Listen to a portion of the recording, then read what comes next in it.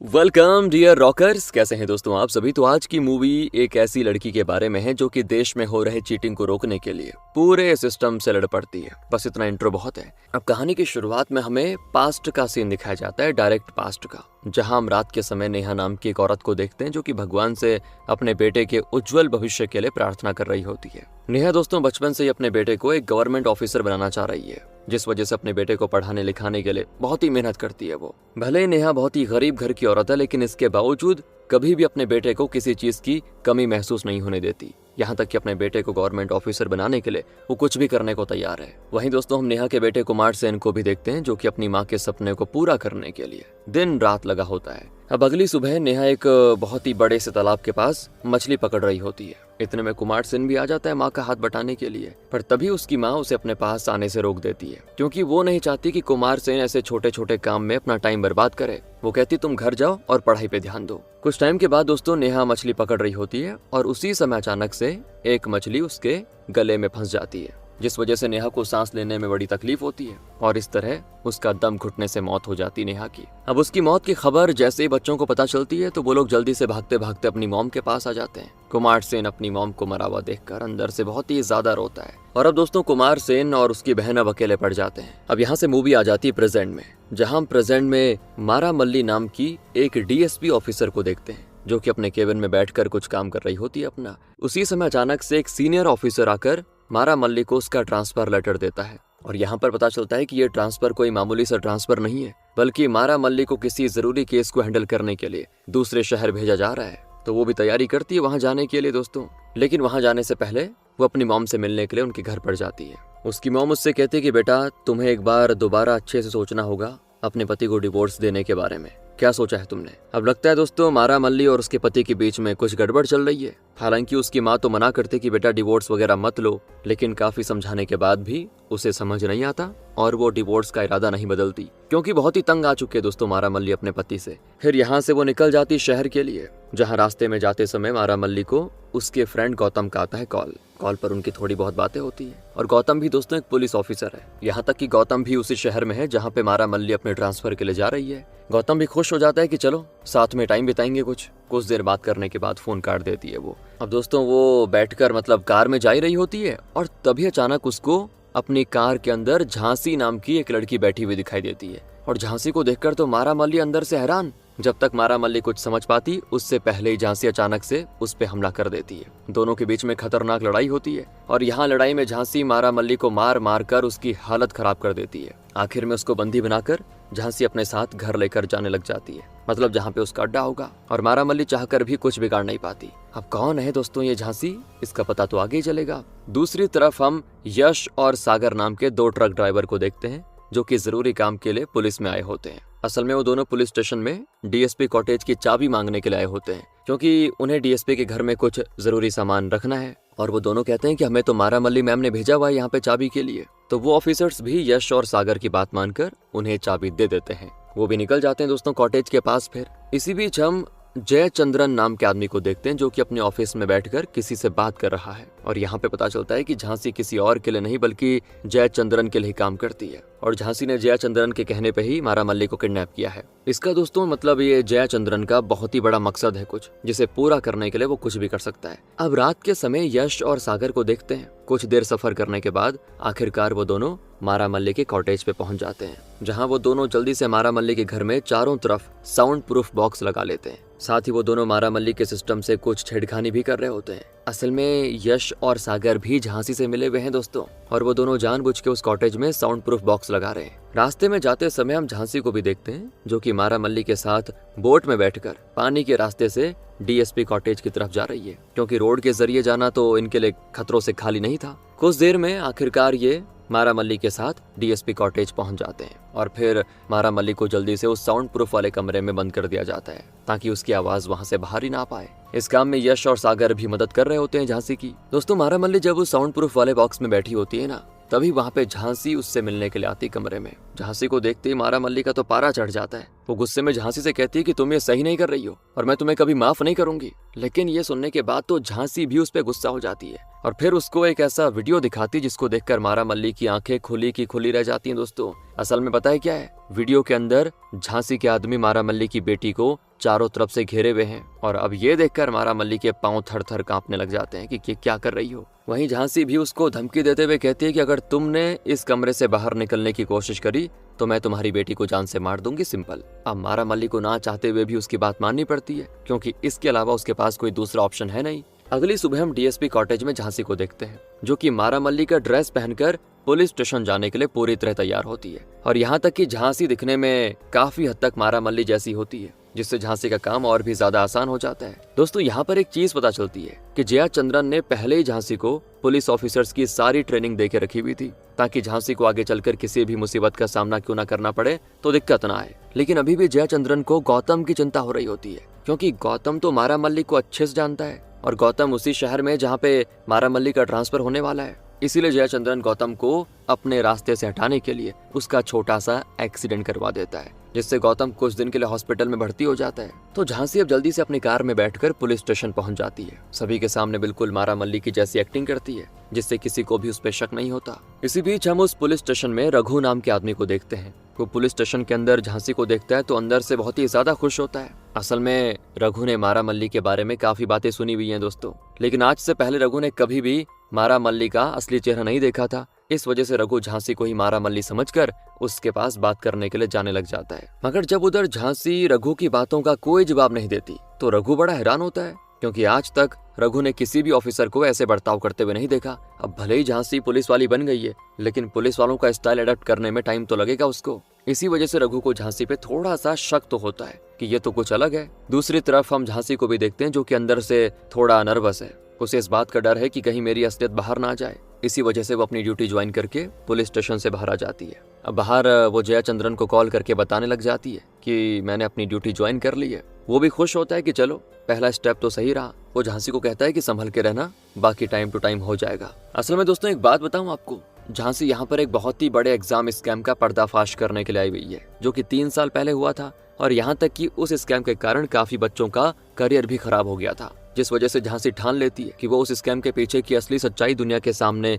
लाकर रहेगी। फिर थोड़े टाइम के बाद हम झांसी को देखते हैं, जो कि अपने ऑफिस में बैठकर कुछ काम कर रही होती है। इतने में श्याम नाम का एक आदमी उससे मिलने के लिए ऑफिस में आता है। असल में ये झांसी के पास अपनी कंप्लेंट करने के लिए आया हुआ है। वो झांसी से कहता है कि आपके ऑफिसर्स ने मेरे क्लाइंट के खिलाफ झूठी कंप्लेंट फाइल की है। और इतना कहने के बाद श्याम झांसी के सामने उसके ऑफिसर्स की काफी बुराई भी करता है, डायरेक्ट बोल देता है जो भी मन में आता है। हालांकि झांसी को थोड़ा गुस्सा आता है अंदर से, क्योंकि वो अपने ऑफिसर्स के खिलाफ एक भी गलत शब्द नहीं सुन सकती थी। इसी वजह से गुस्से में वो श्याम को अपने ऑफिस के बाहर भेज देती है। वहीं दोस्तों हम पुलिस स्टेशन के बाहर गोपाल नाम के एक न्यूज रिपोर्टर को देखते हैं, और यहाँ पर पता चलता है कि गोपाल कोई और नहीं बल्कि श्याम का छोटा भाई है। और ये गोपाल है ना, इसको चाहिए झांसी का इंटरव्यू, जिस वजह से गोपाल काफी समय से पुलिस स्टेशन के बाहर खड़ा रहता है। मतलब चाहिए तो उसको मारा मल्ली का, लेकिन उसे नहीं पता ना कि झांसी फिलहाल मारा मल्ली ही है। लेकिन जब काफी इंतजार करने के बाद भी झांसी पुलिस स्टेशन के बाहर नहीं आती, तो गोपाल आखिर में थक हार कर एक पुलिस ऑफिसर के पास इस बारे में पूछने के लिए जाता है कि कुछ हो सके तो करवा दो इंटरव्यू का जुगाड़ वगैरह। वो ऑफिसर्स भी गोपाल की मदद करने को तैयार हो जाते हैं। जल्दी से जाते हैं वो झांसी के पास और बताते हैं कि ऐसी ऐसी बात है। मगर झांसी तो मना कर देती कि मैं कोई इंटरव्यू नहीं देने वाली, और फिर गोपाल चाहकर भी नहीं ले पाता। लेकिन वो हिम्मत नहीं हारता, कहता है कि मैं एक ना एक दिन तो लेके रहूंगा। अब दोस्तों गोपाल रात के समय दोबारा से झांसी का इंटरव्यू लेने के लिए उसके पास आता है, और झांसी को बड़ा गुस्सा आता है उसको देखकर कि कितना ढीठ है ये। वो सीधे कह देती है कि मैं नहीं देना चाहती, तुम निकलो यहाँ से। और गोपाल भी ये सारी हरकतें देखकर समझ जाता है कि जरूर दाल में कुछ तो काला है, वरना आखिर मारा मल्ली मुझे इंटरव्यू देने से मना क्यों कर रही है। जिस वजह से गोपाल आखिर में झांसी का पीछा करने का फैसला करता है, पता करने की सोचता है कि आखिर मामला क्या है। अब झांसी अपने ऑफिस के सभी काम खत्म करके अपने घर जा रही होती है, और इसी बीच हम गोपाल को भी देखते हैं, जो कि सच्चाई का पता लगाने के लिए झांसी का पीछा कर रहा होता है। कुछ टाइम के बाद झांसी अपने कॉटेज पे पहुंच जाती है, और गोपाल भी पीछा करते करते घर तक आ जाता है। हालांकि इस बारे में झांसी को कानो कान खबर नहीं होती। तो जब झांसी घर के अंदर अपने आदमियों से बात कर रही होती है, तभी गोपाल बाहर से उसकी सारी बातें सुन लेता है, और उसे पता चल जाता है झांसी की असलियत के बारे में। और ये सब जानने के बाद गोपाल बिल्कुल हैरान, क्योंकि गोपाल ने ये कभी नहीं सोचा था कि झांसी एक नकली पुलिस ऑफिसर निकलेगी। और जैसे ही गोपाल ये सारी बातें बताने के लिए और पुलिस वालों के पास जा रहा होता है, अचानक से गोपाल के सामने झांसी आ जाती है। असल में झांसी ने गोपाल को बातें सुनते हुए देख लिया था, इस कारण वो गुस्से में गोपाल के ऊपर गन तान देती है, और गोपाल की हालत खराब। यहाँ से दोस्तों मूवी वापस से पास्ट में आती है, जहाँ हम कुमार सेन और उसकी बहन राधा को देखते हैं। उनकी मां नेहा के मरने के बाद वो दोनों कैसे भी मछली बेचकर अपना गुजारा कर रहे होते हैं। साथ में कुमार सेन का गवर्नमेंट ऑफिसर बनने का सपना भी पूरी तरह टूट गया था, क्योंकि नेहा के जाने के बाद कुमार सेन और उसकी बहन पूरी तरह अकेले पड़ गए थे।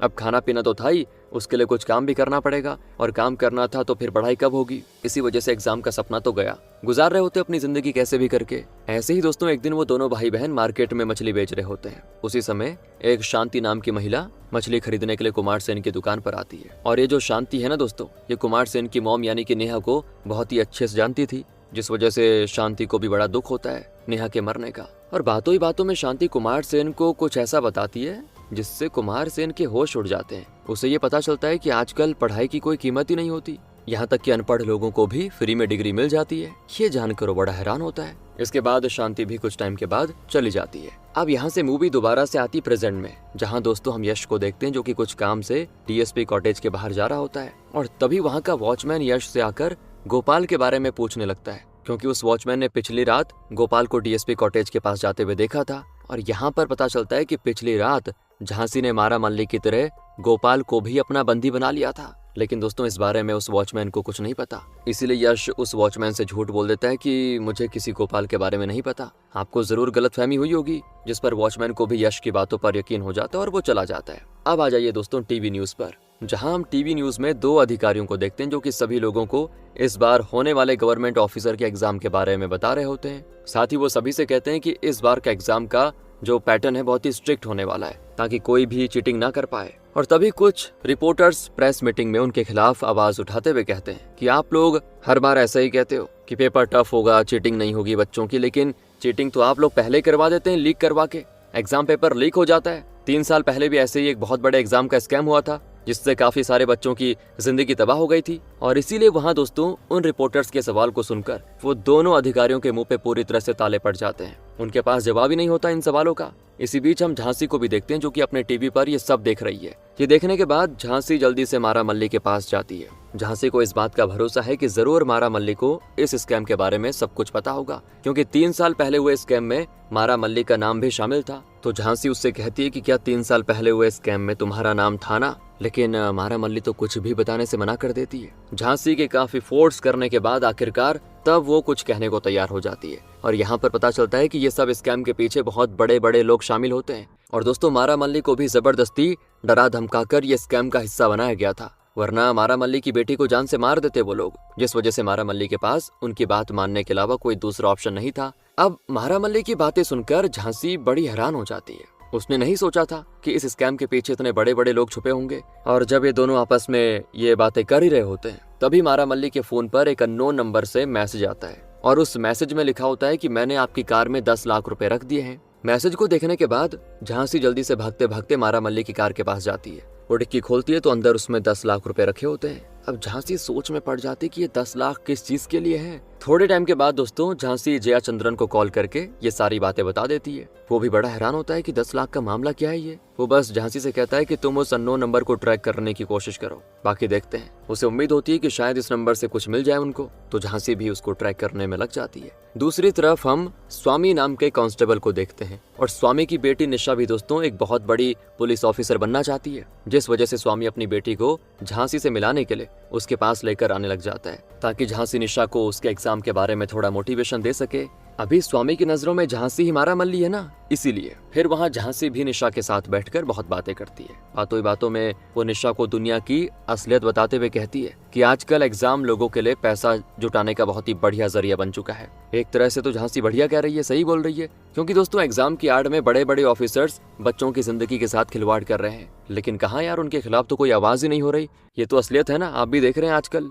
वहीं कुछ देर बात करने के बाद झांसी स्वामी के साथ कार में बैठकर गुड इंस्टीट्यूट नाम की जगह पे जाती है। असल में गुड इंस्टीट्यूट एक ट्यूशन क्लासेस है जहाँ पे बच्चों को गवर्नमेंट एग्जाम के लिए पढ़ाया जाता है। और यहाँ तक कि झांसी भी कुछ जरूरी काम से यहाँ पर आई हुई है। वहाँ वो प्रिंसिपल मोहन के साथ बैठकर कुछ चीजें डिस्कस करती है। और बातों ही बातों में झांसी चुपके से उस प्रिंसिपल के ऑफिस में एक छोटा सा माइक छुपा देती है, ताकि कुछ पता चल पाए। उसे इस बात का शक है कि जरूर मोहन भी बाकी करप्ट लोगों के साथ मिला हुआ होगा, जो कि एग्जाम के पेपर्स को लीक करने में बहुत बड़ा रोल निभाता होगा, जिस कारण झांसी वो माइक मोहन के रूम में लगाकर वहां से बाहर आ जाती है। किसी को इस बारे में पता नहीं होता। अब हम रास्ते में झांसी को देखते हैं जो कि कार में अपने बैठकर जा रही होती है। तब वो अपने ऑफिसर्स को कॉल करके कहती है कि मुझे हमारे शहर में आने वाले सभी 21 से लेकर 36 उम्र वाले लोगों की इन्फॉर्मेशन चाहिए, जिस पर वो ऑफिसर्स भी झांसी के कहने के मुताबिक सभी 21 से 36 उम्र वाले लोगों की डिटेल्स निकालने में लगे होते हैं। अब ये क्यों दोस्तों, आगे पता चलेगा। वहीं हम हॉस्पिटल में गौतम को भी देखते हैं। इलाज के बाद गौतम की हालत ठीक हो जाती है,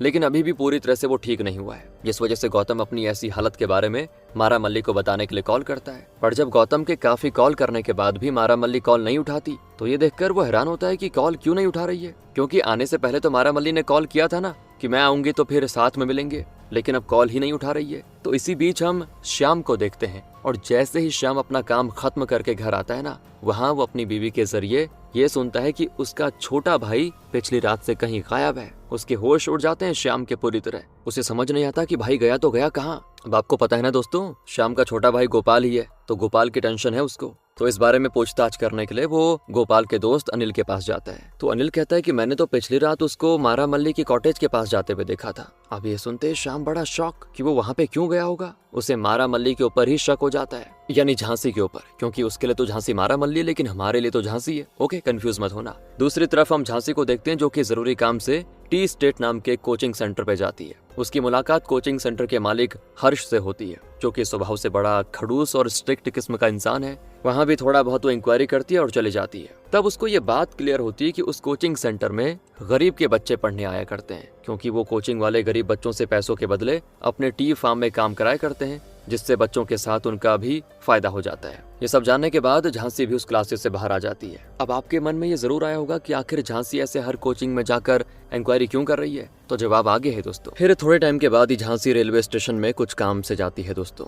असल में झांसी रेलवे स्टेशन में उन सभी पैसेंजर्स की इन्फॉर्मेशन लेने के लिए आई हुई है जिनकी उम्र 21 से 36 साल के बीच है। वहाँ से सारी इन्फो कलेक्ट करके अपने साथ लेके जाने लग जाती है। लेकिन तभी हम उस रेलवे स्टेशन पर मारा मल्ली की मॉम को देखते हैं, जो कि मारा मल्ली की बेटी पूजा के साथ मारा मल्ली से मिलने उसी शहर में आई हुई है। अब उसकी मॉम को अपनी बेटी की बहुत ही चिंता सता रही है कि कहाँ गई, क्योंकि काफी दिनों से वो कॉल का कोई जवाब ही नहीं दे रही है, जिस वजह से उनको ना चाहते हुए भी मारा मल्ली से मिलने इस शहर में आना पड़ा दोस्तों। मगर इस बारे में झांसी को बिल्कुल भी कोई खबर नहीं होती, जिसके बाद वो अपनी कार में बैठकर पुलिस स्टेशन वापस आ जाती है। और जब झांसी पुलिस स्टेशन के अंदर अपने ऑफिस में बैठी होती है, उसी समय अचानक से मारा मल्ली की मॉम अपनी पोती के साथ आ जाती है स्टेशन में। वो तो सोच रही थी कि मैं अपनी बेटी से मिलूंगी, इसीलिए आई पुलिस स्टेशन में। और जैसे ये बात झांसी को पता चलती है, तो उसकी हालत खराब हो जाती है कि करूं क्या, क्योंकि अगर मारा मल्ली की मॉम ने देख लिया कि सीन ये है तो फिर दिक्कत हो जाएगी झांसी के लिए। तभी दोस्तों मूवी वापस से पास्ट में जाती है, जहां हम पास्ट में कुमार सेन को देखते हैं, जो कि अंदर से बहुत ही ज्यादा परेशान बैठा हुआ है। और उसकी परेशानी का कारण कोई और नहीं बल्कि उसकी बेरोजगारी है। उसे अपना घर चलाने के लिए कुछ न कुछ करना पड़ रहा है। इसलिए कुमार सेन इस बारे में मदद मांगने के लिए शांति के पास जाता है। शांति से कहता है वो कि क्या आप मुझे कोई जॉब दिलवा सकती हैं। तो शांति भी तैयार हो जाती है उसकी मदद करने को। वो इतना कहती है कि रामकाल नाम के शहर में मेरे बड़े भाई रहते हैं, वो तुम्हें जरूर जॉब दिलवा देंगे। तो कुमार सेन चला जाता है उस शहर में अपनी बहन को लेके दोस्तों। मूवी आ जाती प्रेजेंट में, जहां हम पुलिस स्टेशन के अंदर झांसी को देखते हैं। उसकी तो मतलब हालत ऐसी हो रखी, क्या बोले, समझ नहीं आता क्या करूं। तब उसके दिमाग में आता है बढ़िया सा आइडिया। वो आखिर में मारा मल्ली की मॉम से जाकर झूठ कहती है कि मारा मल्ली कुछ जरूरी काम से बाहर गई हुई है, वापस आते ही मैं आपको उनसे मिलवा दूंगी। लेकिन अभी भी मारा मल्ली की मॉम को उसकी बातों पर यकीन नहीं होता। झांसी कहती है अरे आप टेंशन मत लीजिए, मैं रात में वीडियो कॉल पर आपकी बेटी से बात करवा दूंगी आपकी। तो मारा मल्ली की मॉम अंदर से खुश होती कि चलो ठीक है। और यहाँ झांसी भी मारा मल्ली की मॉम के सामने बहुत ही बढ़िया एक्टिंग करती है। एक्टिंग ऐसी कि मतलब वो ये दिखाती है कि मैं मारा मल्ली को बहुत टाइम से जानती हूँ। इसी वजह से मारा मल्ली की मॉम को उस पर शक नहीं होता। अब आखिर में झांसी मारा मल्ली की मॉम को एक अच्छे से होटल में रुकवा भी देती है, ताकि उन्हें किसी भी चीज की कोई कमी महसूस ना हो। झांसी को इसी बीच एक आदमी का कॉल आता है दोस्तों, और वो कुछ ऐसा बताता है कि झांसी अंदर से और हैरान। यहाँ पर यह पता चलता है कि उस टी इंस्टीट्यूट के मालिक हर्ष ने रात में किसी श्रेया नाम की औरत के साथ बात की थी। झांसी को यहाँ पे ये शक होता है कि इतनी रात को किसी दूसरी औरत के साथ बात करना कुछ न कुछ तो गलत है। और फिर वो हर्ष की कॉल हिस्ट्री निकालने को कहती है। कुछ टाइम के बाद दोस्तों हम श्याम को देखते हैं, जो कि हर तरफ गोपाल को ढूंढ रहा है, कहीं भी नहीं मिल रहा उसको। लेकिन जब काफी ढूंढने के बाद भी उसे गोपाल नहीं मिलता, तो बस उसको ये लगता है कि कहीं उसे कुछ अनहोनी हो गई उसके साथ। उसके दिमाग में आखिरी बात बस यही है कि वो मारा मल्ली के घर में गया तो गया, क्यों गया। और फिर रात के समय हम झांसी को देखते हैं, जो कि वीडियो कॉल पर मारा मल्ली की बात उसकी मॉम से करवा रही होती है। कॉल पे जब बात होती है तो सब मामला सेट हो जाता है कि ठीक है मेरी बेटी सही सलामत है, उसकी मॉम को तसल्ली हो जाती है। दूसरी तरफ दोस्तों हम पुलिस ऑफिसर्स को देखते हैं और वो झांसी के कहे मुताबिक रामकाल में आने वाले सभी पैसेंजर्स की चेकिंग कर रहे होते हैं, खासकर उनकी चेकिंग जिनकी उम्र 21 से 36 साल की है। अगली सुबह झांसी को देखते हैं जो कि अपने कुक से बात करने के लिए किचन में जाती है। उसका नाम है सुरेश और ये सुरेश को बचपन से ही बोलने और सुनने में काफी तकलीफें हैं। तो झांसी सुरेश को एक ऐसी मशीन गिफ्ट करती है जिससे कानों में लगाकर बढ़िया तरीके से ठीक ठाक सुना जा सकता है। तो सुरेश को बड़ी खुशी होती है कि चलो मेरा इतना ख्याल रखा जा रहा है। तब झांसी सुरेश से कहती है कि क्या तुम मारा मल्ली की बेटी के लिए बैंग बैंग चिकन बना सकते हो? उसकी बेटी ने डिमांड की है। हाँ दोस्तों, कल रात को जब इन्होंने फोन पे बात करी थी ना, तो उस समय मारा मल्ली की बेटी ने बोल दिया था अपनी मॉम को कि मुझे वो वाला चिकन खाना है। साथ ही झांसी सोचती कि मैं निशा का मनपसंद चिकन बनाकर उसे भिजवा दूंगी, यानी कि मारा मल्ली की बेटी की बात हो रही है दोस्तों। जिस पर सुरेश भी झांसी की बात मानकर बैंग बैंग चिकन बनाने लग जाता है। यानी कि झांसी दिल की तो ठीक ठाक लड़की है यार। फिर कुछ देर के बाद वो अपने टिफिन में ये सब पैक करवा के मारा मल्ली की मॉम के होटल में जाने लग जाती है। लेकिन तभी हम उस होटल में गौतम को देखते हैं जो कि होटल में अपनी मसाज करवाने के लिए आया हुआ था। और जैसे ही गौतम मसाज करके उस होटल से बाहर जा रहा होता है, इतने में उसकी नजर अचानक से झांसी पे पड़ जाती है। झांसी को देखते ही गौतम अंदर से बहुत हैरान, क्योंकि झांसी दिखने में बिल्कुल मारा मल्ली की जैसी लग रही है और गौतम उसको मारा मल्ली ही समझकर बात करने के लिए उसके पास जाता है। लेकिन झांसी भी जब उसको अपने पास देखती है तो घबरा सी जाती है, क्योंकि उसको इस बात का डर है कि कहीं गौतम को मुझ पे शक तो नहीं हो गया। लेकिन इतने में ही यश आ जाता है सही समय पर और झांसी को किसी बहाने अपने साथ गौतम से दूर लेके चला जाता है। तो यहाँ पर तो ये बात ऐसे टल जाती है, अगर आज यश नहीं आता तो काम हो गया था। जिसके बाद झांसी निशा को जाकर वो चिकन दे देती है और निशा भी अंदर से बहुत ही खुश होती है। फिर झांसी निशा और मारा मल्ली की मॉम के साथ बैठकर काफी बातें करती है, जिससे होता यह है कि झांसी इन दोनों के करीब आ जाती है, थोड़ा ठीक ठाक इनकी दोस्ती भी हो जाती है। तभी हम घर के अंदर यहाँ सुरेश को देखते हैं जो कि हर दिन की तरह मारा मल्ली को उसके कमरे में खाना देने के लिए जाता है। और जब सुरेश मारा मल्ली को खाना देकर उसके कमरे से बाहर आता है ना, तो मारा मल्ली उस खाने वाले प्लेट को तोड़कर उससे एक नुकीला हथियार बना लेती है। वो उसने अपनी सुरक्षा के लिए बनाया हुआ है ताकि जब झांसी आए तो उसके चंगुल से बचकर भाग जाए। दूसरी तरफ हम पंकज नाम के एक ऑफिसर को देखते हैं जो कि झांसी के कहने पर सभी रिजॉर्ट्स में जाकर उनके टूरिस्ट्स और जो भी वहाँ पे गेस्ट्स वगैरह आ रहे हैं सबकी इन्फॉर्मेशन निकाल रहा होता है। तो आज पंकज रॉयल रिजॉर्ट नाम के होटल में जाता है दोस्तों। वहाँ वो रिजॉर्ट की रिसेप्शनिस्ट से कहता है मुझे आपके रिजॉर्ट में आने वाले लोगों की इन्फो चाहिए, लेकिन रिसेप्शनिस्ट पंकज को कोई भी इन्फॉर्मेशन देने से मना कर देता है। वो कहता है कि जब तक बॉस की इजाजत ना हो हम नहीं दे सकते। अब इस तरह पंकज को इन्फो नहीं मिल पाती। इतने में उसको आता है रघु का कॉल पर वो उसके साथ बातें करने लग जाता है और बातों ही बातों में रघु पंकज को बताता है कि मारा मल्ली मैम ने मुझे 21 साल से लेकर 36 साल के पैसेंजर्स की इन्फॉर्मेशन निकालने के लिए कहा है। ये सुनने के बाद रघु सोच में पड़ जाता है कि आखिर मारा मल्ली मैम ये सब कर क्यों रही है। तभी रोड पर हम झांसी को देखते हैं जो कि रोड के पास खड़ी रहती है। रास्ते में झांसी देखती है कि मोहन की सेक्रेटरी रिचा अपनी कार में बैठकर कहीं जा रही है। तो वो जल्दी से रिचा को रोकते हुए कहती है कि क्या तुम आगे तक ड्रॉप कर सकती हो मुझे। रिचा भी कह देती ठीक है। तो अब ये कार में बैठकर जा रहे होते हैं, दोनों आपस में बातें भी करते हैं और बातों ही बातों में झांसी रिचा को अपने साथ अपने गेस्ट हाउस पर कॉफी पीने के लिए लेकर जाती है। असल में दोस्तों ये सब तो झांसी की एक चाल है। उसने ये जानबूझ के रिचा को अपने साथ फंसाने के लिए किया, मतलब अपने पास फंसाने के लिए, ताकि वो रिचा के जरिए मोहन के बारे में जानकारी हासिल कर पाए। तो अब गेस्ट हाउस पर झांसी रिचा से मोहन के बारे में पूछताछ करने लगती है, लेकिन झांसी की काफी पूछने के बाद भी वो जवाब नहीं देती। अभी देखकर झांसी को बड़ा गुस्सा आता है कि बता क्यों नहीं रही है। वो तो रिचा को मारने भी लगती है, तो डर के मारे रिचा उसको बताने पे मजबूर हो जाती है। और यहाँ पर पता चलता है कि मोहन भी दोस्तों इस स्कैम में बड़े बड़े अधिकारियों के साथ मिला हुआ है। असल में मोहन उन सभी 20 बच्चों के पेपर्स को पहले ही फिक्स कर लेता था जिन्हें एग्जाम में बहुत ही अच्छे मार्क्स चाहिए थे, और आगे चलकर रिचा उन 20 बच्चों के पेपर्स को ऐसे अरेंज करती थी जिससे वो सभी 20 बच्चों के पेपर्स के क्वेश्चंस बिल्कुल सेम टू सेम आते थे, जिस वजह से उन्हें कॉपी करवाने में कोई परेशानी भी नहीं होती थी। और यहाँ तक कि इस काम के बदले मोहन को बढ़िया रकम भी मिलती थी। ये सारी सच्चाई जानने के बाद झांसी को बड़ा शौक होता है कि कैसे कैसे लोग हैं यार, मतलब मोहन भी पैसों के लिए इस हद तक गिर जाएगा उसने सोचा नहीं था। वहीं रिचा के जरिए झांसी को ये बात भी पता चलती है कि इस बार तेकारा नाम के एग्जाम सेंटर पर कॉपी कराने की साजिश रची जा रही है। झांसी ठान लेती है दोस्तों यहाँ पर कि वो कैसे भी करके इस स्कैम को रोक कर दम लेगी, और फिर वो रिचा को अपने गेस्ट हाउस में कैद कर देती है। दूसरी तरफ हम मोहन को देखते हैं जो कि अपने ऑफिस में बैठकर कुछ काम कर रहा है। उसी समय उसे अपने नंबर पर आता है कॉल किसी का। ये आदमी वही है जो मोहन से पैसे लेकर बच्चों को पास कराता है। तो कॉल पर वो आदमी मोहन पे बहुत गुस्सा होता है क्योंकि मोहन ने उस आदमी को सिर्फ 10 बच्चों के ही पैसे भेजे थे, जबकि मोहन ने 20 के पेरेंट्स से कॉपी कराने के पैसे लिए थे। और इसीलिए वो कॉल पर मोहन से गुस्सा है कि आखिर 10 बच्चों के पैसे कौन भेजेगा। तो मोहन उस आदमी से अपनी गलती के लिए माफी मांगता है, लेकिन अचानक से वो कॉल हो जाता है कट। अब आपके मन में ये सवाल आएगा कि आखिर वो कॉल वाला आदमी था कौन? तो जवाब आगे है दोस्तों। फिर हम प्रेम नाम के बच्चे को देखते हैं, और प्रेम कोई और नहीं, पंकज का बेटा है। और जब प्रेम अपने दोस्तों के साथ बैट बॉल खेल रहा होता है, उसी समय गलती से उनकी बॉल डीएसपी कॉटेज के अंदर चली जाती है, जिस वजह से प्रेम अपना बॉल लेने के लिए कॉटेज के अंदर चला जाता है। और जब प्रेम उस घर में अपनी बॉल ढूंढ रहा होता है ना, एकदम से प्रेम को किसी के आने की आवाज आती है, तो वो घर में छुप जाता है जल्दी से। असल में वो आवाज किसी और की नहीं बल्कि सुरेश की होती है, जो कि हर दिन की तरह मारा मल्ली को खाना देने उसके कमरे में जा रहा होता है। और जैसे ही वो उसके कमरे में जाता है ना, अचानक से वो सुरेश पर हमला कर देती है। याद होगा आपको, पिछली बार उसने प्लेट तैयार करके रखी हुई थी तोड़ के। मतलब इन दोनों के बीच में काफी लड़ाई होती है, जिसमें सुरेश के साथ साथ मारा मल्ली भी बहुत ही ज्यादा घायल हो जाती है। लेकिन वो हिम्मत नहीं हारती दोस्तों, और सुरेश से चाबी छीनने की कोशिश में लगी होती है। वहीं हम प्रेम को भी देखते हैं, जो कि मारा मल्ली और सुरेश को लड़ते लड़ते देख लेता है। इसीलिए वो मारा मल्ली की मदद करने के लिए वो चाबी उठाकर उसको देने जा रहा होता है, पर अचानक से वहां पर आ जाती झांसी। अब झांसी को देखते प्रेम अंदर से घबरा जाता है कि अब क्या करूं। साथ ही घबराहट के मारे वो वहां से भागने लगता है। अब यहाँ झांसी प्रेम को पकड़ने की कोशिश तो करती है, मगर काफी कोशिशों के बाद भी नहीं पकड़ पाती। आखिर में प्रेम ये सारी बातें जाकर अपने डैड को बता देता है। तो उसके डैड यानी पंकज को दोस्तों झांसी पर बहुत गुस्सा आता है कि ये कर क्या रही है, और गुस्से में वो झांसी की कंप्लेंट करने के लिए पुलिस स्टेशन में कॉल करने लगता है। अब यहाँ से मूवी पास्ट में जाती है, जहाँ हम कुमार सेन को देखते हैं। कुमार सेन शांति के कहे मुताबिक रामकाल नाम के शहर में उसके बड़े भाई रौनक से मिलने के लिए चला जाता है। तो यहाँ पर कुमार सेन को काम समझाया जाता है कि तुम्हें अमीर लोगों के बच्चों को अपनी बातों में फंसाकर मेरे पास लेकर आना है। और यहाँ पे पता चलता है कि रौनक भी दोस्तों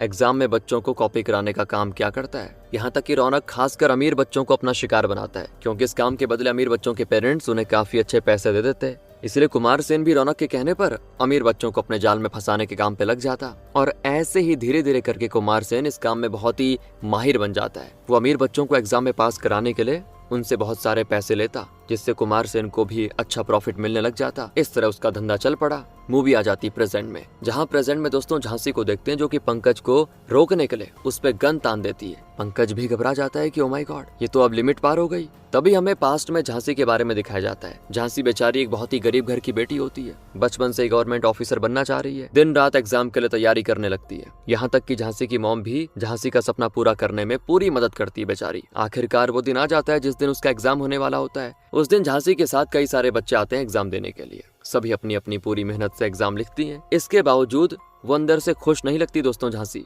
क्योंकि इस बार का एग्जाम पेपर काफी ज्यादा हार्ड आया होता है। इसीलिए अपने रिजल्ट को लेकर टेंशन में तो होती ही है। और जब झांसी अपने एग्जाम सेंटर के बाहर बड़ी टेंशन में बैठी होती है, तभी वहाँ पे मारा मल्ली नाम की वो लड़की को देखती है। और वो कॉल पे किसी आदमी से कहती है कि मैंने पेपर पर आपका कोड लिख दिया है, मैं पास हो जाऊंगी ना। अब ये सुनते ही झांसी समझ जाती है कि जरूर मारा मल्ली ने एग्जाम में पास होने के लिए कॉपी की है, जिस कारण झांसी की इस बात को लेकर मारा मल्ली के साथ बहुत बहस भी होती है, और बातों ही बातों में दोनों के बीच में लड़ाई हो जाती है। उसी समय वहाँ पर एक पुलिस ऑफिसर आ जाते हैं। दोनों को लड़ता हुआ देखकर दोनों पे बड़ा गुस्सा होते हैं वो कि तुम यहाँ पे एग्जाम देने आए हो कि लड़ने, और गुस्से में वो दोनों को पुलिस स्टेशन लेके जाने लग जाते हैं। अब पुलिस स्टेशन में दोस्तों झांसी उस इंस्पेक्टर को मारा मल्ली के बारे में सब कुछ बता देती है कि भाई ये तो चीटिंग कर रही है, लेकिन इसके बावजूद वो इंस्पेक्टर मारा मल्ली से कुछ नहीं कहता, बल्कि उल्टा झांसी के ऊपर कॉपी करने का आरोप लगा लेता है। और यहाँ पर पता चलता है कि इंस्पेक्टर भी तो मिला हुआ है मारा मल्ली से, और इस तरह वो झांसी को झूठे केस में फंसाकर जेल में डाल देता है। वो चाहकर भी कुछ कर नहीं पाती। जैसे ये बात उसकी मॉम को पता चलती है, बहुत ही ज्यादा दुखी हो जाती है बेचारी।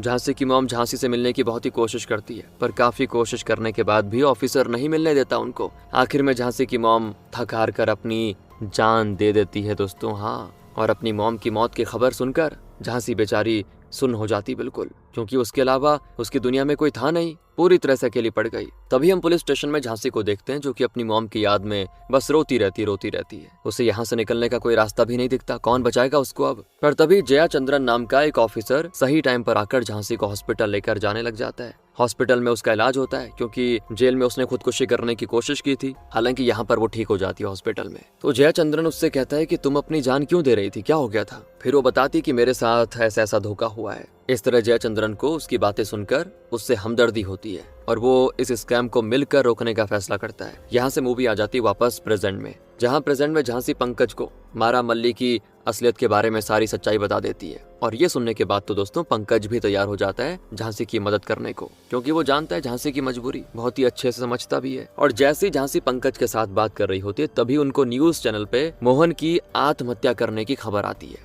दोनों बड़े हैरान कि मोहन ने आत्महत्या क्यों की। उसी समय झांसी को एक आदमी कोई वॉइस रिकॉर्डिंग भेजता है जिसमें कोई आदमी मोहन से कॉल पे बातें कर रहा है। और ये वही आदमी है दोस्तों जिसने कॉल पर गुस्से में मोहन पर चिल्लाया था कि तुमने 20 के बदले 10 लोगों का पैसा दिया बस। फिलहाल तो ये कह सकते हैं कि उसी आदमी ने मोहन को मारने पे मजबूर किया, क्योंकि उस आदमी की नजरों में गलती की सजा सिर्फ मौत होती है। मूवी आ जाती दोस्तों पास्ट में, जहाँ पास्ट में कुमार सेन को देखते हैं जो कि रौनक के साथ बैठकर खाना खा रहा होता है। और खाते खाते वो रौनक से कहता है कि आखिर आप मेरा प्रमोशन कब करेंगे। असल में कुमार सेन को रौनक से पैसे नहीं बल्कि उसकी डील में हिस्सेदारी चाहिए थी, ताकि कुमार सेन भी बढ़िया पैसा कमा पाए। कुमार सेन की बातें सुनकर रौनक भी समझ जाता है कि जरूर अब इसके मन में लालच आ गया है, तो वो उसको समझाते हुए कहता है कि बेटा इतना लालच ठीक नहीं है तुम्हारे लिए। लेकिन नहीं, रौनक की बातों का कुमार सेन पर कोई असर नहीं होता, उसके लिए पैसा ही सब कुछ है। अब यहाँ से मूवी आ जाती है प्रेजेंट में, जहाँ प्रेजेंट में हम झांसी को देखते हैं जो कि अपने घर में सुरेश की काफी अच्छे से देखभाल कर रही है। झांसी की देखभाल करने के बाद सुरेश की हालत ठीक हो जाती काफी हद तक। और फिर थोड़े टाइम के बाद पंकज कुछ जरूरी काम के सिलसिले में झांसी से मिलने उसके घर पर आता है। असल में पंकज झांसी को मोहन का फोन देने के लिए आया होता है, जो कि पंकज ने पोस्टमार्टम के समय चुपके से अपने पास रख लिया था। वो झांसी को बताता है कि मारा मल्ली और मोहन को अननोन नंबर से कॉल करने वाला एक आदमी है। और फिर ये सुनने के बाद तो झांसी का पूरा शक दूर हो जाता है। वो समझ जाती है कि जरूर वही आदमी ये स्कैम कर रहा है। झांसी ठान लेती है दोस्तों यहाँ पे कि वो कैसे भी करके उस आदमी की सच्चाई सभी के सामने लेकर दम लेगी। और इस लड़ाई में अब गोपाल भी उसका साथ दे रहा होता है, क्योंकि गोपाल समझ गया झांसी जो कर रही है बहुत बढ़िया कर रही है। साथ ही झांसी जयाचंद्रन को भी कॉल करके उस अननोन नंबर वाले के बारे में सारी चीजें बता देती है। लेकिन अभी भी इनके पास दोस्तों उस आदमी के खिलाफ कोई सबूत नहीं है। इसलिए जयचंद्रन झांसी से कहता है कि जब तक हमें उस आदमी के खिलाफ सबूत नहीं मिल जाता तब तक किसी को पता नहीं चलना चाहिए हम कर क्या रहे हैं। यहाँ सब सेट होता है, यहाँ तक कि झांसी जयचंद्रन को मोहन का फोन भी दे देती है ताकि उस फोन की मदद से असली खूनी का पता लगा सके जयचंद्रन। घर पर हम झांसी को देखते हैं जो कि अपने घर पर बैठी होती है। उसी समय मारा मल्ली के फोन पर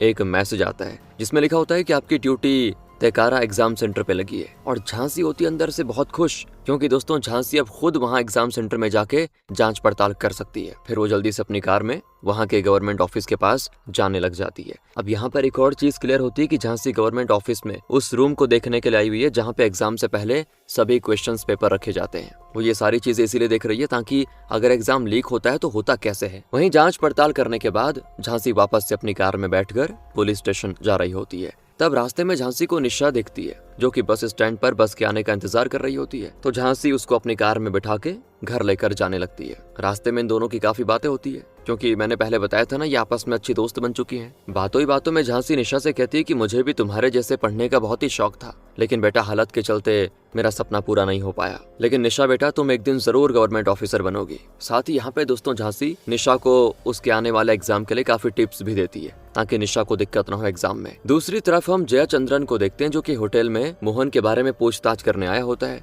क्योंकि दोस्तों मरने से एक दिन पहले मोहन उसी होटल में रुका हुआ था। इसलिए जयाचंद्रन उस होटल की रिसेप्शनिस्ट से मोहन के बारे में इन्फॉर्मेशन मांगने लगता है, लेकिन रिसेप्शनिस्ट भी दोस्तों नहीं बताती कुछ भी। लेकिन जयाचंद्रन हिम्मत नहीं हारता, मोहन का फोन चेक कर रहा होता है कि कुछ न कुछ इसमें होगा। उसी समय उसके अंदर शिव नाम के दुकानदार की फोटो दिखाई देती है। उसको लगता है जरूर ये शिव भी इस स्कैम से जुड़ा होगा। तो अब वो शिव के ऊपर चोरी छुपके नजर रखने की कोशिश करता है। पहले मतलब उसके बारे में पता लगाता है कौन है वगैरह वगैरह। रात के समय हम स्वामी को देखते हैं जो कि अपने घर में सो रहा होता है और तभी स्वामी को अचानक से झांसी का आता है कॉल पर वो कहती है कि जल्दी से आप अपनी बेटी के साथ माउंट सिट्स होटल में आ जाओ। अब उसकी बातें सुनकर वो भी निकल जाता है और वो वैसे निशा को भी अपने साथ लेकर जाता है दोस्तों वहाँ पे। यहाँ झांसी भी गोपाल के साथ माउंट सिट्स होटल जा रही होती है। अब आपके मन में सवाल जरूर आएगा आखिर झांसी ने उन सभी को वहाँ क्यों बुलाया, तो रुकिए जरा सा। इसी बीच हम पंकज को भी देखते हैं जो कि काजल और रमेश नाम के 2 बच्चों के घर पर जाता है। और यहाँ पर पता चलता है कि काजल और रमेश उन 10 बच्चों में से एक थे जिन्होंने पेपर में पास होने के लिए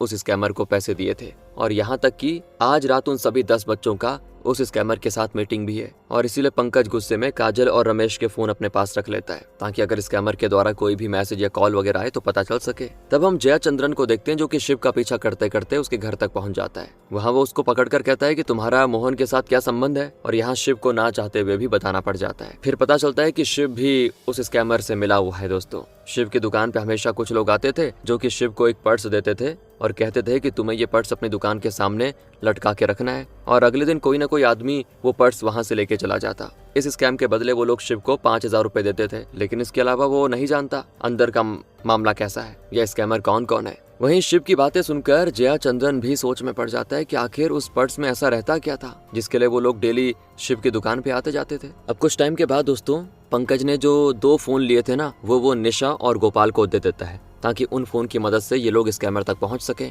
थोड़े ही टाइम के बाद निशा और गोपाल को अपने फोन पर उस स्कैमर का मैसेज आता है और उसके जरिए वो उनको एक जगह पे बुलाने के लिए कह देता है। वो दोनों जाते हैं वहाँ पे तो उनको सामने कार खड़ी दिखाई देती है। असल में वो कार उसी स्कैमर ने भेजी हुई है, जिस वजह से कार का ड्राइवर निशा और गोपाल को अपने साथ बैठा के वहाँ से जाने लग जाता है। अब इन लोगों को थोड़ी पता कि ये फोन तो काजल और रमेश के हैं, है ना, शक्ल थोड़ी देखी थी उन्होंने। तो तभी झांसी भी अपनी कार में बैठकर उनका पीछा करने लग जाती है। लेकिन तभी रास्ते में दोस्तों अचानक से गाड़ी कहीं हो जाती है गायब और झांसी बिल्कुल हैरान कहाँ गई। उसे समझ नहीं आता आखिर गाड़ी उड़ी तो उड़ी कहाँ, और यही सोचकर उसकी हालत खराब हो जाती है। अगली सुबह हम जयचंद्रन को देखते हैं जो कि सच्चाई का पता लगाने के लिए शिव की दुकान के पास खड़ा रहता है। दोस्तों जयचंद्रन ये बात अच्छे से जानता था कि जरूर कोई न कोई शिव की दुकान पर वो पर्स लेने के लिए जरूर आएगा, तो वो वहीं पे खड़ा रहता है और उस आदमी के इंतजार में होता है। अचानक से ही जयचंद्रन की नजर विकास नाम के आदमी के ऊपर पड़ती है, और ये विकास कोई और नहीं बल्कि RPSO गवर्नमेंट एग्जामिनेशन का सेक्रेटरी होता है। वहाँ जयचंद्रन देखता है कि विकास शिव की दुकान से वो पर्स अपनी कार में रखकर कहीं जा रहा है, तो वो जल्दी से अपनी कार में बैठकर विकास का पीछा करने लगता है। लेकिन उसी समय रास्ते में विकास को ये शक होता है कि कहीं मेरा कोई पीछा तो नहीं कर रहा, और फिर शक को दूर करने के लिए वो रोड का CCTV फुटेज चेक करने लगता है, जहां उसे दिखता है कि जयचंद्रन उसकी कार का पीछा कर रहा है। और ये देखकर विकास समझ जाता है कि जरूर उसे मेरे बारे में सब कुछ पता चल चुका है। उसे बड़ा गुस्सा आता है जयचंद्रन पर। तभी दूसरी तरफ हम झांसी को देखते हैं जो कि अकेले में गोपाल से पूछती है, आखिर तुमने पिछली रात देखा तो क्या देखा, और फिर गोपाल उसको सब बताने लग जाता है। यहाँ पता चलता है कि उस रात गोपाल और निशा के साथ और भी कई सारे बच्चे उस स्कैमर से मिलने आए थे, और तभी उनकी मुलाकात इस खेल के असली बादशाह से होती है। और असल में वो स्कैमर कोई और नहीं बल्कि कुमार सेन है। दोस्तों कुमार सेन ये सब कुछ सिर्फ पैसे कमाने के लिए कर रहा है, इसलिए झांसी जल्दी से अपने आदमियों को कुमार सेन के बारे में जानकारी निकालने के लिए कह देती है। और जब झांसी इस बारे में अपने आदमियों से बात कर ही रही होती है, उसी समय एक आदमी झांसी को कॉल करके बताता है कि जयचंद्रन की मौत हो गई है, और झांसी के पैरों तले खिसक जाती है जमीन। यहाँ से मूवी वापस से पास्ट में जाती है दोस्तों, जहाँ हम पास्ट में कुमार सेन को देखते हैं। कुमार सेन ऐसी छोटी मोटी स्कैम करके थक गया था, जिस वजह से अपना खुद का कोचिंग सेंटर खोलने का उसने फैसला किया, जहाँ पर कुमार सेन बच्चों को फ्री में पढ़ाई करता था। लेकिन दोस्तों ये कोचिंग सेंटर सिर्फ नाम के कोचिंग के होते हैं। असलियत में कुमार सेन इस कोचिंग की आड़ में बड़े बड़े घोटाले करता है, और जब ये बात रौनक को पता चलती है तो रौनक अंदर से बहुत ही गुस्सा होता है। वो गुस्से में कुमार सेन को मारने के लिए उसके पास जाता है, पर उससे पहले कुमार सेन ही रौनक को जान से मार डालता है दोस्तों, जिससे कुमार सेन की टेंशन हमेशा हमेशा के लिए खत्म। और इससे पता चलता है कि कुमार सेन अपने मकसद में कामयाब होने के लिए कुछ भी कर सकता है, कुछ भी करवा सकता है। फिर प्रेजेंट में हम झांसी को देखते हैं जो कि जयचंद्रन की मौत की खबर सुनकर बेचारी टूट चुकी है। उसने कभी सोचा नहीं था ऐसे हाल देखने पड़ेंगे। इसी बीच हम कुछ गवर्नमेंट ऑफिसर्स को देखते हैं जो कि अपने साथ इस साल के गवर्नमेंट एग्जाम के पेपर्स कार में रखकर कहीं दूसरी ओर जा रहे हैं। साथ ही उस कार के आजू बाजू बहुत सारे ऑफिसर्स भी सिक्योरिटी कर रहे हैं ताकि कोई भी पेपर्स को चुराने की कोशिश ना करे। और तभी दोस्तों हम एक आदमी को देखते हैं जो कि चुपके से उस गवर्नमेंट कार का पीछा कर रहा है। असल में उस आदमी को किसी और ने नहीं बल्कि कुमार सेन ने कार का पीछा करने के लिए बोला। इसके बाद हम एक साइबर ऑफिसर को देखते हैं जो कि अपने फोन में कुछ जरूरी डिटेल्स निकाल रहा होता है। कुछ देर के बाद वो साइबर ऑफिसर विकास को कॉल करके कहता है कि सर आपने जयचंद्रन का जो फोन मुझे भेजा था, मैंने उसमें से सभी के कॉल्स डिटेल्स निकाल लिए। यानी कि दोस्तों जिस फोन में ये चेकिंग कर रहा था वो जयचंद्रन का था, और इससे पता चलता है कि जयचंद्रन को मारने वाला कोई और नहीं बल्कि विकास था। वरना आखिर विकास के पास उसका फोन कहाँ से आएगा? और उसने तो जानबूझकर जयचंद्रन को मारा क्योंकि वो नहीं चाहता था कि जयचंद्रन को मेरे बारे में पूरा पता चले। और वहीं कॉल पर वो आदमी विकास को झांसी के बारे में सब कुछ बताने लगता है। साथ ही वो विकास को ये भी बता देता है कि झांसी असली नहीं बल्कि नकली पुलिस ऑफिसर है, और वो ये सब कुछ कुमार सेन को पकड़ने के लिए कर रही है। और ये विकास तुरंत कुमार सेन को कॉल करके झांसी से सावधान रहने के लिए बोल देता है। तब घर में दोस्तों हम झांसी को देखते हैं जो कि अंदर से निराश बैठी हुई है क्योंकि हाथ कुछ भी नहीं लगा, और उसे ये बात पक्का पता है कि जरूर कुमार सेन ने ही जयचंद्रन को मरवाया होगा क्योंकि ये काम कोई और कर नहीं सकता। अचानक से झांसी को उसी अननोन नंबर से मैसेज आता है, और दोस्तों उस मैसेज के जरिए वो स्कैमर मारा मल्ली को एक जगह पे मिलने के लिए बुलाता है क्योंकि उस आदमी के लिए तो ये मारा मल्ली ही है। जहां वो मैसेज देखते ही झांसी समझ जाती है कि जरूर कुमार सेन को मेरे बारे में शायद पता चल चुका है, वरना आखिर कुमार सेन एकदम से मारा मल्ली से क्यों मिलना चाहेगा। इसलिए झांसी कुमार सेन से मिलने उस जगह पे जाती ही नहीं। और यहाँ कुमार सेन के काफी इंतजार करने के बाद भी जब झांसी नहीं आती तो उसको बड़ा गुस्सा आता है। यहाँ तक कि गुस्से में वो ठान लेता है कि झांसी और मारा मल्ली को जिंदा ही नहीं छोड़ेगा। और यहाँ पर पता चलता है कि आज कुमार सेन के गाँव में माता की बहुत ही बड़ी पूजा होने वाली है। उसका पूरा परिवार साथ में होता है पूजा में। पूजा पाठ करने के बाद वो अपने परिवार के साथ वापस चला जाता है दोस्तों, यानी कि वो धार्मिक इंसान भी है, उसे भगवान पर बहुत ही विश्वास है। दूसरी तरफ हम कुछ गवर्नमेंट ऑफिसर्स को देखते हैं जो कि सभी पेपर्स को सही सलामत एग्जाम सेंटर तक पहुंचा देते हैं। और वहीं हम आकाश नाम के एक हेड पुलिस ऑफिसर को भी देखते हैं जो कि पेपर चेक करने के लिए एग्जाम सेंटर पर आया होता है। लेकिन वहाँ वो गवर्नमेंट ऑफिसर ये कहकर आकाश को पेपर्स दिखाने से मना कर देते हैं कि जब तक एग्जाम नहीं हो जाता तब तक आपको पेपर्स नहीं दिखाए जा सकते। तो आकाश भी चुपचाप चला जाता है बाहर वहां से। तब हम दोस्तों डीएसपी कॉटेज में झांसी को देखते हैं जो कि मारा मल्ली के कमरे में उसके मिलने के लिए आती है। और वहां झांसी आज मारा मल्ली को पूरी तरह से आजाद कर देती है, क्योंकि झांसी को अपनी गलती का एहसास हो चुका है। इसलिए वो मारा मल्ली से अपनी गलती के लिए माफी भी मांगती है। पर इसके बाद भी मारा मल्ली का गुस्सा शांत नहीं होता और यहाँ तक कि मारा मल्ली गुस्से में झांसी को मारना शुरू कर देती है। दोनों के बीच में खतरनाक लड़ाई भी होती है और लड़ाई में झांसी मारा मल्ली को शांत करने की बहुत कोशिश कर रही होती है। लेकिन तभी अचानक से विकास अपने आदमियों के साथ पहुंच जाता है डीएसपी कॉटेज के अंदर। लेकिन दोस्तों असल में विकास मारा मल्ली और झांसी को जान से मारने के लिए आया हुआ है। और विकास को देखते झांसी का तो गुस्सा फूट पड़ता है पूरी तरह। यहाँ पे खतरनाक फाइट भी होती है जिस वजह से विकास की हालत बहुत खराब हो जाती है। और इसी मौके का फायदा उठाकर मारा मल्ली और झांसी जल्दी से स्वामी की कार में वहां से निकल जाते हैं और विकास चाहकर भी उनका पीछा नहीं कर पाता। रास्ते में हम स्वामी को देखते हैं जो कि मारा मल्ली और झांसी को कार में अपने साथ बैठा के लेके जा रहा है। और जैसे ही स्वामी को झांसी की असलियत के बारे में पता चलता है तो स्वामी को झांसी के ऊपर बहुत ही गर्व महसूस होता है, क्योंकि झांसी ने गरीब बच्चों का भविष्य बचाने के लिए अपना सब कुछ कुर्बान कर दिया। इसलिए स्वामी उस बहादुरी के लिए गर्व से झांसी को सैल्यूट भी करता है। और वहीं मारा मल्ली भी ये सब कुछ देखकर अब जाके थोड़ा सा इमोशनल हो जाती है। उसे भी अपनी गलती का एहसास होता है जो उसने पास्ट में करी थी। कुछ टाइम के बाद झांसी मारा मल्ली को उसके परिवार के पास वहीं छोड़ देती है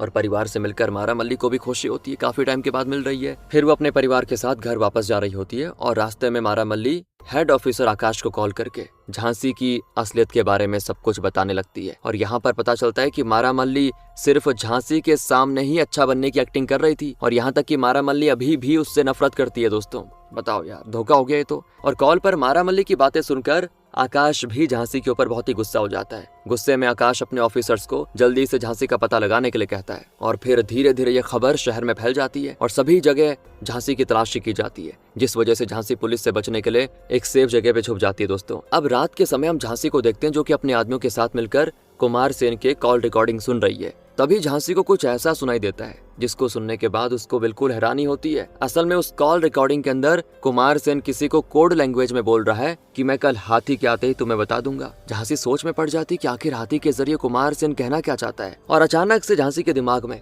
ये बात आ जाती कि जरूर कुमार सेन कोड लैंग्वेज में जंगल के रास्ते की बात कर रहा है, क्योंकि सिर्फ हाथी ही जंगल के रास्ते से आता जाता है और इसका मतलब कुमार सेन भी जंगल के रास्ते पर कॉपी करवाने वाला है। जिस वजह से झांसी अपनी टीम के साथ जंगल वाले रास्ते पे नजर रखने लग जाती है। कुछ टाइम के बाद दोस्तों सभी बच्चों के पेपर्स होते हैं शुरू। सभी बच्चे बड़ी मेहनत से अपना एग्जाम दे रहे होते हैं और वहीं दूसरी तरफ झांसी भी अपने आदमियों के साथ कुमार सेन के इंतजार में होती है। लेकिन जब काफी देर हो जाती है, झांसी को सीसीटीवी में भी कुमार सेन दिखाई नहीं देता, तो झांसी बड़ी हैरान होती है, गया तो गया कहाँ, उसे समझ नहीं आता और यही सोचकर उसको दिक्कत होती है बहुत कि अब क्या होगा। तभी हम हेड ऑफिसर आकाश को देखते हैं जो कि कुमार सेन को कॉल करके कह देता है कि आपका रास्ता पूरी तरह से खाली हो गया है। और ये सुनते ही कुमार सेन जल्दी से अपनी कार में बैठकर आकाश के पास आने लगता है और इससे पता चलता है कि आकाश भी कुमार सेन के साथ मिला हुआ है। दोस्तों यहाँ तक कि आकाश भी कुमार सेन के साथ कार में बैठकर उन 10 बच्चों के पेपर सॉल्व करने लगता है, लेकिन इस बारे में किसी को कानो कान खबर नहीं होती। और वहीं पेपर सॉल्व करते समय आकाश कुमार सेन से कहता है कि आखिर तुम्हारे पास बच्चों के